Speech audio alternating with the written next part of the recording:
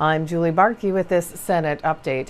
Most of the major finance bills are now in conference committee, with a few notables left to be debated by the House and Senate, including the tax bill. On Wednesday, following a news conference on an unrelated topic, Governor Mark Dayton provided his perspective on the work that is left to be done, with the end of session less than 3 weeks away. Governor, as you've watched these budget bills go through in the House and the Senate, where are you at today in terms of frustration level or concern level, and how big of a challenge are you facing here in the remaining weeks? Well, it's too early in the process to be frustrated, but to be concerned, certainly. You know, we're a long ways apart on matters of including policy measures, which I find unacceptable in both the House and Senate, some of their bills. We're a long ways apart on an overall budget target. But I have the ability to be patient. As I said before, I'm not going anywhere on May 19th, and I'm going to be around. And you know, the ending on time is very achievable. It's the shared responsibility of the House and Senate majority caucuses and myself. But you know, I'm not going to back down on the things that I've identified and will continue to identify as absolutely essential for me to have, and absolutely essential for Minnesota not to have. And I'll be here for as long as it takes to achieve that. Is fully funded pre-K one of your absolutely essentials? One of my top priorities. You know, again, we'll have to talk about that. We have to see what their budget targets are, see what's possible. But every dollar that they've got into state tax reduction or business property tax relief, if that's going to come out of quality early childhood education, as far as I'm concerned, is a terrible trade. And I will continue to press that point. How can you hope to get fully funded pre-K when members of your own party in the Senate have a bill on the floor today that doesn't go nearly as far as you would like? Well, I'm not putting this onus solely on the House. It's it's a shared responsibility, and I've been pressing the point with the Senate leadership and with other members of the Senate. I think there are senators who, on the DFL's side, who feel very, very strongly about the need to increase the funding for that bill overall and the way it's allocated. So, you know, it's going to be an ongoing conversation, and we'll have that over the next 3 weeks. But, you know, I'm hopeful we can work it out, but we'll see.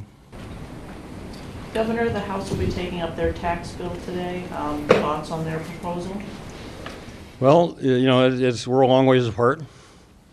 I think it's really the amount of tax reduction, the House and then the Senate. I would point out again that, you know, it seriously understates the cost of the measures, which are over $4.5 million once all these provisions are fully in place.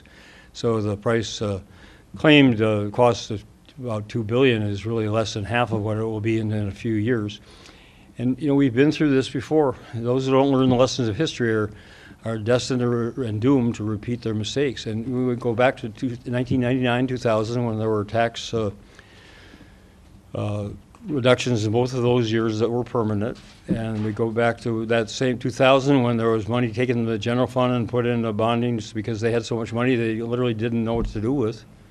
And then for 10 of the next 12 fiscal years, there were serious deficits reported, and all the games and gimmicks and everything that went on to try to deal with that. And we've been cleaning that up since I arrived.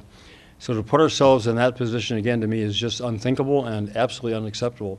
You combine the tax reductions in that bill with the shift of general fund money to the transportation bill that the House has set up, and it's unsustainable even now. And it's certainly going to be unsustainable in the future. And why they wanted us to walk that plank again is just beyond me. Are you getting closer to a kind of deal on transportation? Well, I met with Chairman Kelly yesterday, and I met with Chairman Dibble on Sunday.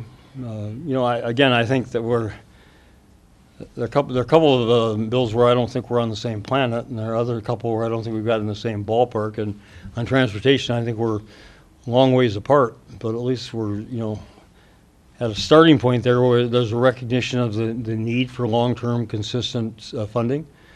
And I think we're, you know, reasonably close, certainly closer than we were when the session started in terms of the size of that, the magnitude of that deficiency and the need for a 10-year long-term solution. And they have their approach, and the Senate has theirs, and it's close enough to mine. So, you know, I'm optimistic that we can get, if that bill is standalone, I'm optimistic we get it resolved. Now, it gets tied up in some of these other measures, for example, the amount of general fund money going to this, which is, you know, combined with the tax bill, I mean, it's already over the surplus that we have for this next biennium projected. So it could get complicated in some of those measures, but overall, I'm optimistic we can get something accomplished there.